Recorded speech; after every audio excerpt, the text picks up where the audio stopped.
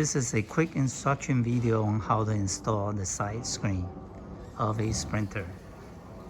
There are 4 buckles on top of the screens, and they can be used to support the screen during the installation. Run a zip tie through this opening, but not on the plastic belt buckle to prevent it from bending or breaking. There's a loop here. Strap it, lock the zip tie, and run it to the ceiling with a strap. Level the screen so that the floor barely touch the bottom of the screen. When you insert a PVC pipe or electrical pipe in this, it will raise the screen up by about 1/4 inch. So if it barely touches, after you insert the pipe, you will have 1/4 inch clearance. If you do have a cabinet in this section and you're unable to secure the edge on this side, you can cut this out,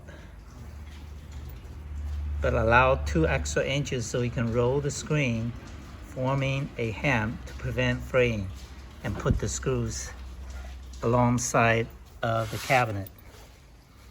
If you are able to secure this part of the screen when the cabinet is in, you do not need to cut any part of the screen. Coming inside here, we have 8 bolts that locks the screen. I'll take the alternate bolts out, but never all 8 at once because they are used to support the track of the sliding door. Tighten the nut before you remove the other 4 and alternate it. Remove the pedestal cover on the seat belt. There's a hole over here. When you put the seatbelt cover back, you must make sure the male support goes inside this loop so that your seatbelt will not jam. Use the plastic strip alongside of the door and secure it with the self-tapping screw. These wood strips are used to secure the top and clamp the fabric. On this side,